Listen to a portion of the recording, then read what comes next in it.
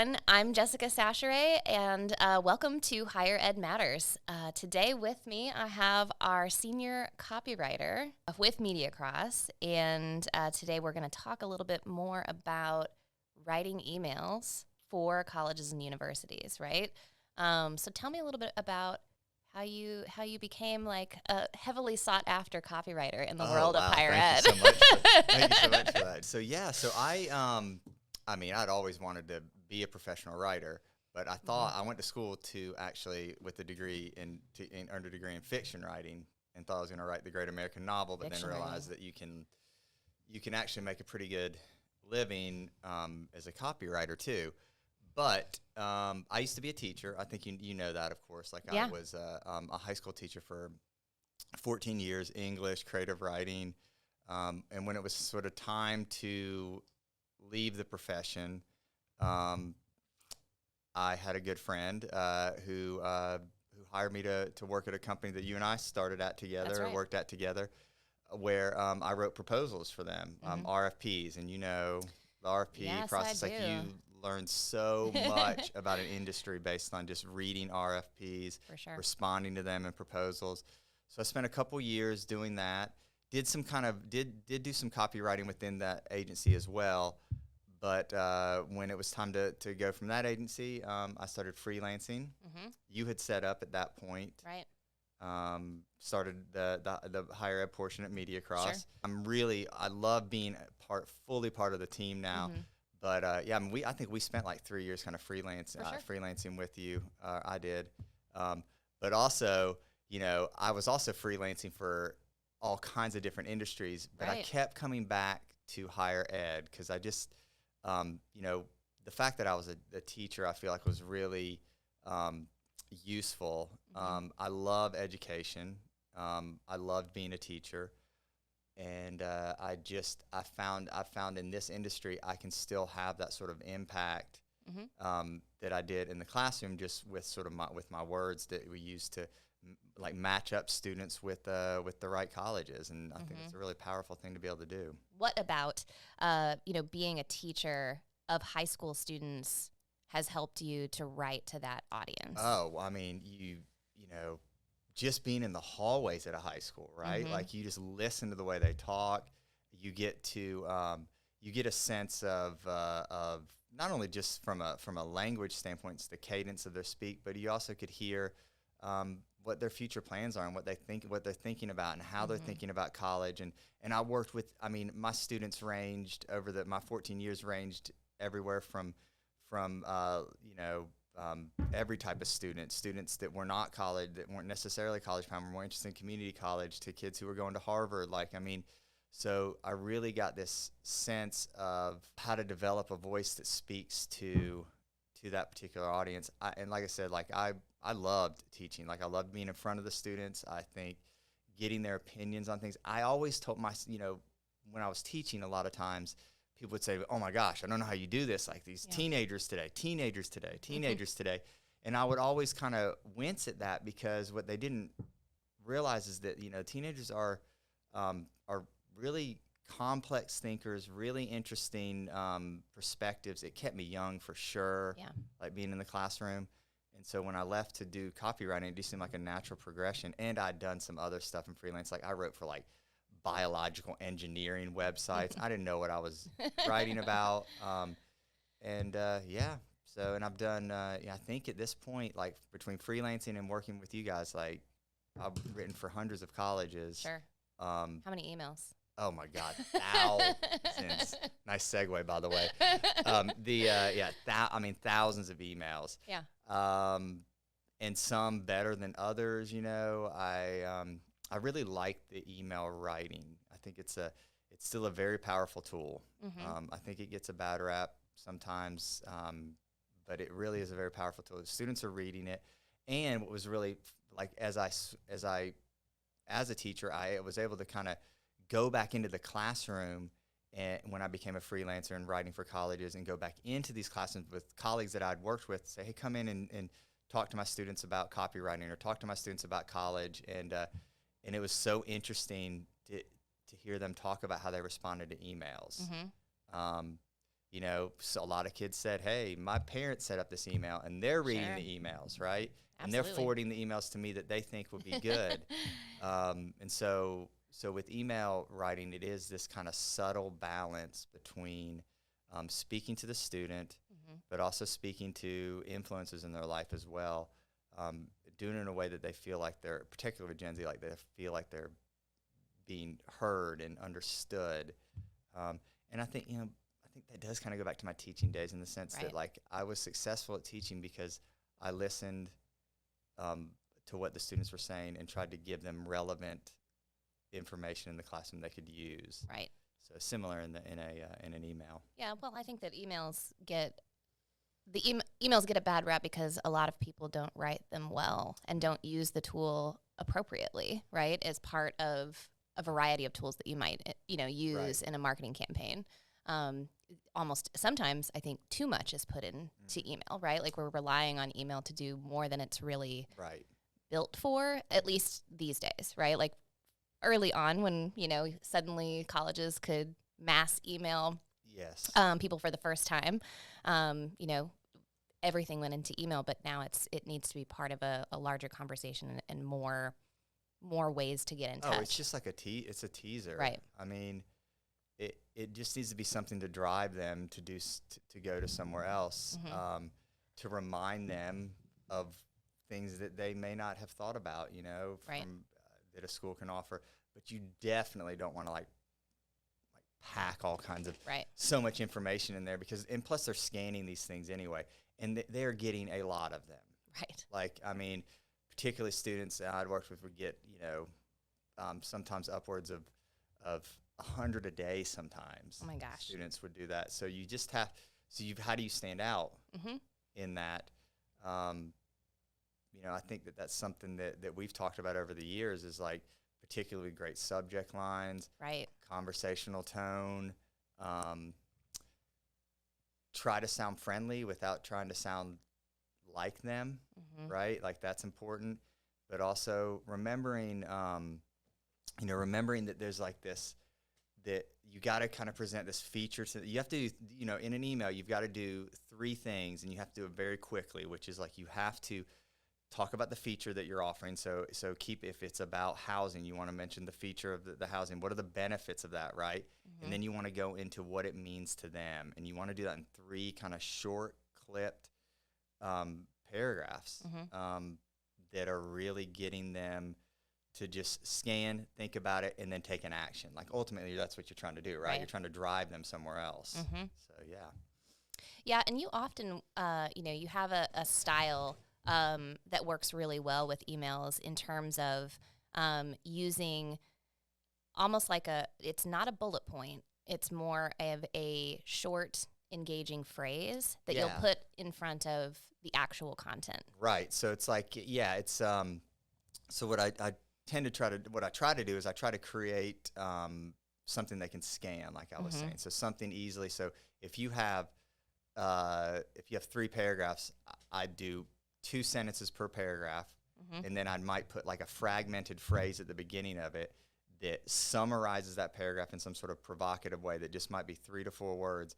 That way they're scanning, and they're getting to see these sort of, it's kind of like having little headlines, little mini headlines. They're scanning those things, and then they're digging into the content. If you can get them to engage with that first little fragment, that bolded fragment at the beginning, and then they can go right into the paragraph and get that information that they're looking for. They're still scanning, though. I mean, that's the thing that we have to remember. We've done this before. We've seen emails from colleges where they're giving entire stories and recitations where the kid is done scrolling after the first sentence, or the student is, rather. I say kid.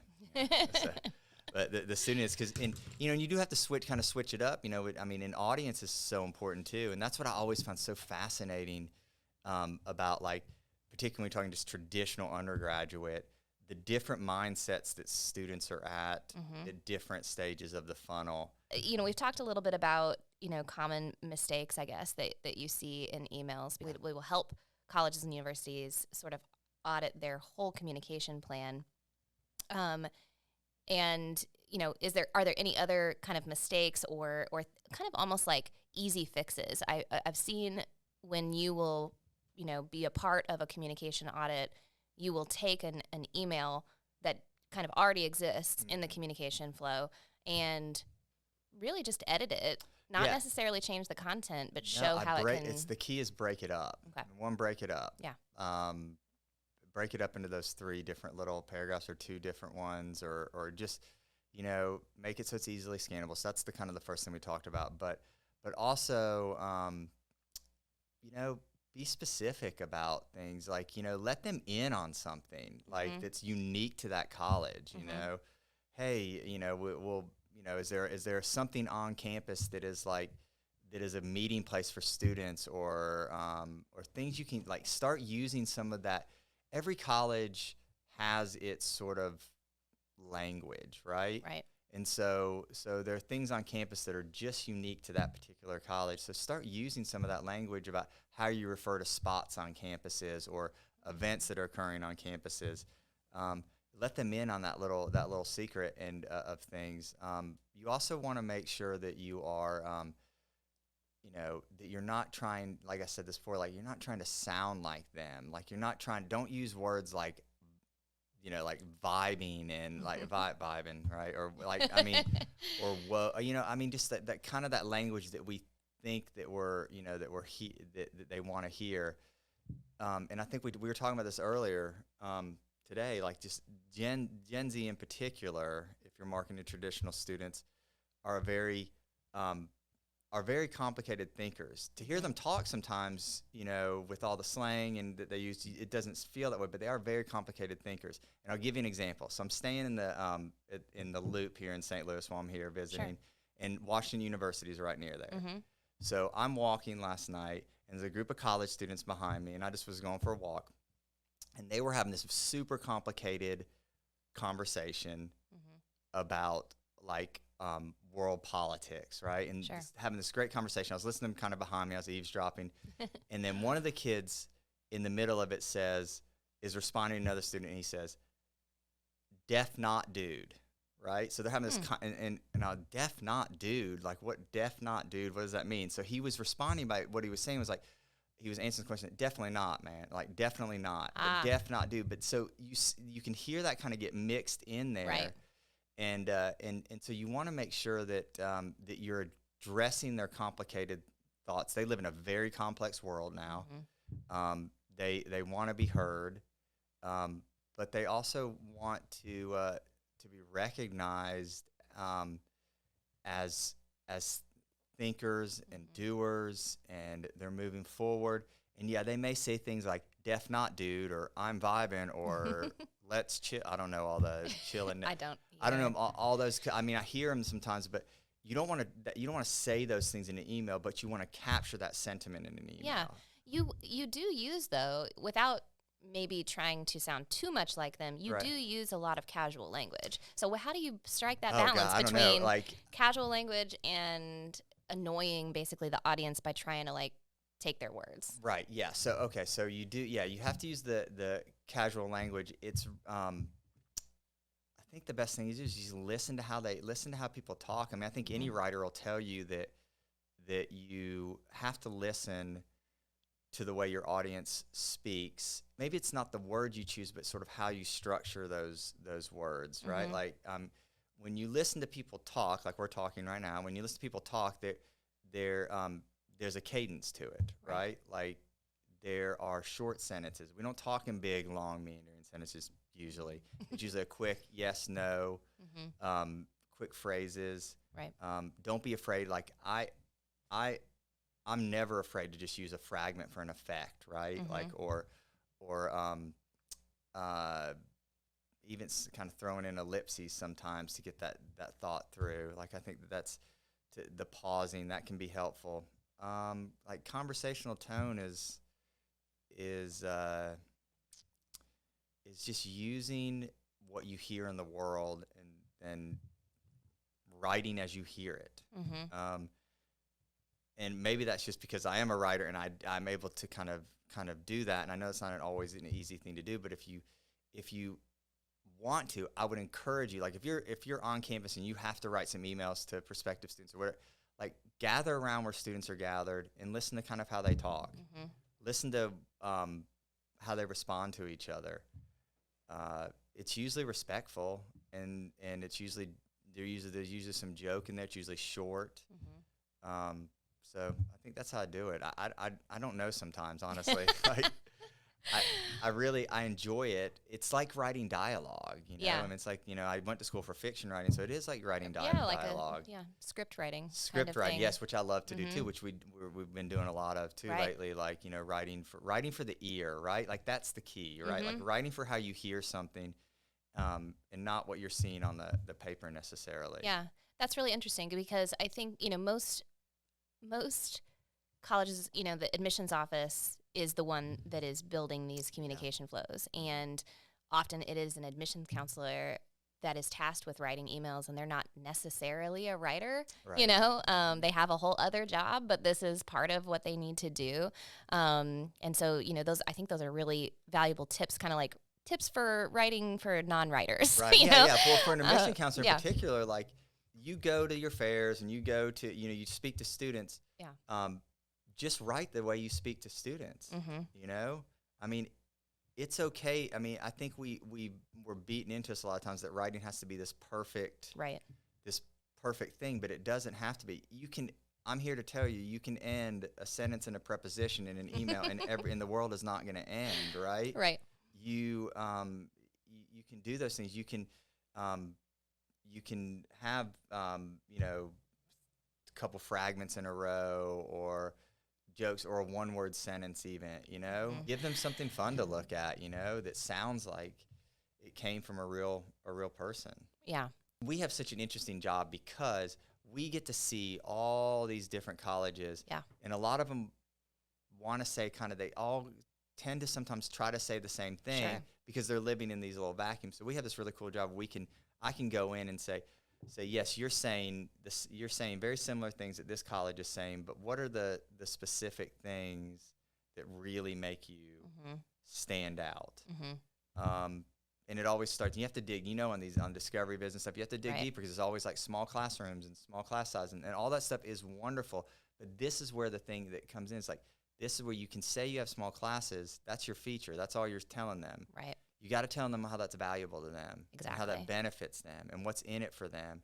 And you got to push past this. You'll get personalized attention, and you have to say what this is going to mean for them, like in the future. Because you know, I think it's really important. Like, you know, I mean, when you have small classes and stuff, that means you're being heard, you're being seen. That's a big thing, right? Mm-hmm. Like people want to be heard and be seen, and you can kind of discuss that as a true like benefit to what's going on, and then what's the value. I think that's the thing I think most colleges miss in their emails is they're not talking about the value, right, and the benefit to the student. What it means, and what it means, and why they should care. Yeah, I mean, there's lots of colleges reaching out, and you can stand out. You know, another great way is making sure like subject headline. Yes, I want to talk about subject lines. I feel like those are difficult to, you know, are they as they are. They're difficult for me when I have to write them. It's like titling. You know, so my process usually I write the email first. Okay. And then write the subject line. Mm-hmm. And the subject lines are usually they should be something that they're not going to be used to seeing in their inbox. You know, right. I think it's very interesting, and audience could do this, or you could do this later. Scroll through like your Gmail sometimes and see how people are using. I love to look at copy in the wild and in the world, and so like to see through like how are different companies using subject lines to engage. What are the ones that are making you click, right? What are the ones that making you know? I mean, I've been tricked by Wayfair way too many times, right? Like, you know, clicking on things, these great. This is the couch you've always wanted, or this is the couch that you know. I mean, they do this kind of language and put that makes it so that you have to click to kind of find out the answer, right? Mm-hmm. It's like a good book title, but there needs to be something that makes them go, I need to know what the answer to this prompt is, essentially. Right. Or just feel like undeniably like personalized, you know, like how I feel like this is the couch you've always wanted. Yeah. You know, it's like, are they inside my head? Right. Yeah, they're thinking about You know, me. Yeah, and making it gives feel. them, yeah. Mhm.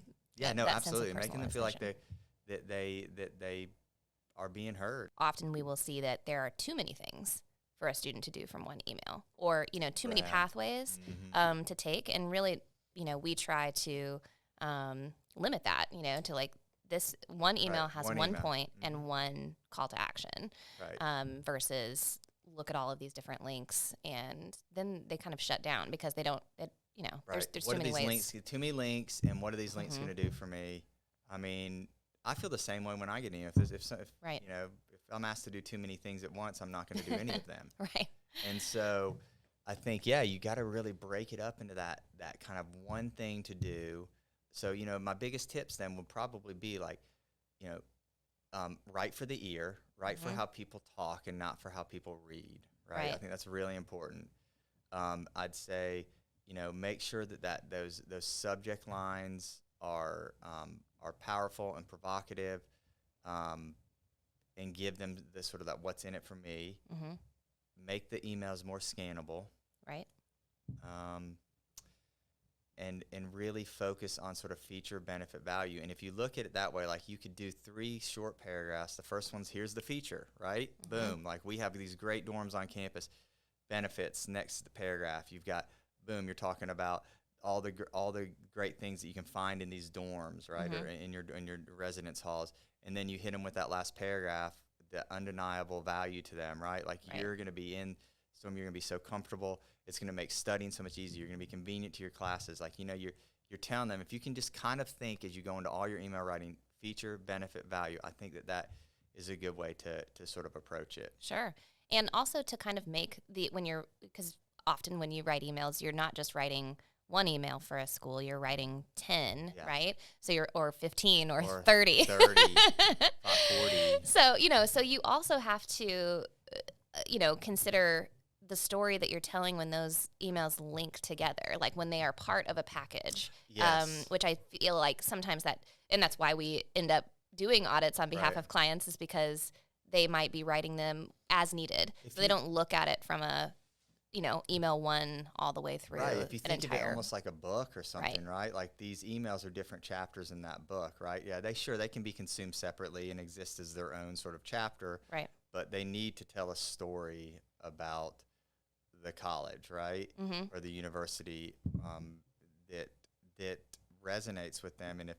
And like you're saying, if you try to put all that into an email, where all these things, like break it up into these and give them this sort of story to follow. Right. I think, you know, emails are like I said, are still a very powerful tool. Yeah, sure. It's still like the number one way or something. I don't know. It is. It drives a lot of the actual conversion, right? Like people will eventually typically click a link on an email more than they will, you know, from a digital ad kind of thing. Start them sooner. I mean, that too. I think that's like start sending those things out pretty soon, and you will capture some of those younger students that will be thinking about you. Oh, those are the first people that reached out. You know, that's the first college that reached out to me. Yeah, it feels special at that age, right? Yeah, once they get to junior and senior year, it becomes, you know. It becomes, they're overwhelmed. They're overwhelmed by it all. And, you know, we also know that, you know, you're up against a little bit of a challenge in the sense that students won't open them if it's not a college they're not interested in.